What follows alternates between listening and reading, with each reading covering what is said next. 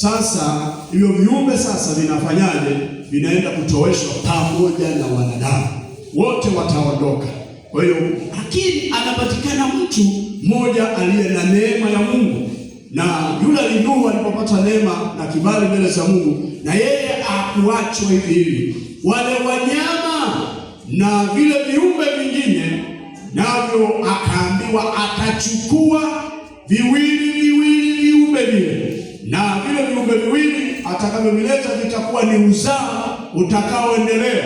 Lakini akasema kwa wanyama wale wanaofaa kwa kuliwa, basi atachukua 7. Siku yoyote akitaka kutengeneza kichuri atengeneze, endelee kula. Amen. Kuna watu wanakula kichuri hapo, kuna watu hawali kichuri, wapo ambao hawali. Sasa ujifunze kula. Wanakula sasa hivi karibu wote kichuri. Amen. Amen. Haleluya. Amen. Ila damu ndio usile. Kichuri unaweza kula, ila damu usile.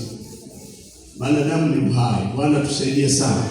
Kwa hiyo Mungu akaandaa mpango wa kumnusuru mwanadamu na akatengeneza ile safina, na ile safina ilipokamilika akamwambia ingia kwenye safina, na alipoingia kwenye ile safina tayari akawa amesalimika pamoja na familia yake. Watu wangapi jumla? 8. Yeye na mke wake, vijana wake 3 na wakamwana wake 3. Uzao ukawa unaendelea. Sasa Mungu akaleta gharika, na gharika ile ikaangamiza watu na viumbe vingine vyote ambavyo vilibaki huko nchi kavu, ambavyo vilipata nafasi ya kuingia kwenye ile safina, yote vikaangamia. Na vilipoangamia vyote akabaki Nuhu sasa, na Mungu akaapa kwa Mungu atusaidie sana. Amina. Unamlilia tu Mungu sasa, Mungu atengeneze njia bila anaweza kutuokoa tufike maeneo fulani.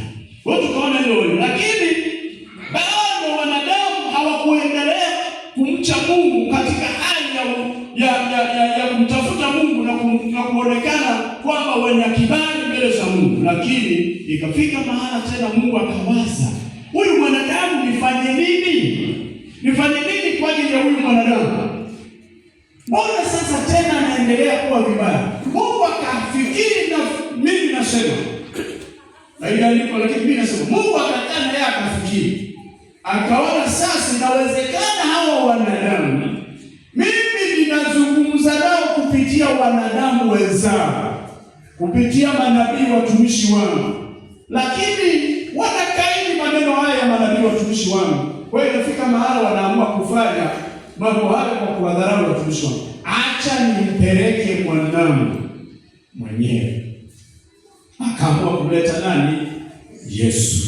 Sasa hebu tusome kitabu kile cha Isaya.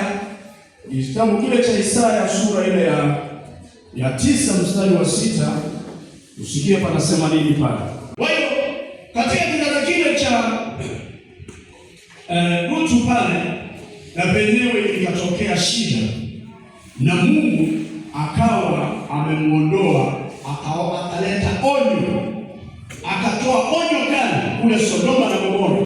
Kwamba hili ni agano langu na wewe Nuhu na uzao wako, kwamba mnapoona ule upinde wa mvua jua kwamba ni ahadi ile Mungu aliyosema kwamba hata angamiza, hata kama mvua hiyo ilikuwa inakuja ina wingi wa radi na nini, upepo na nini, Mungu anakuwa ameweka kinga, anazuia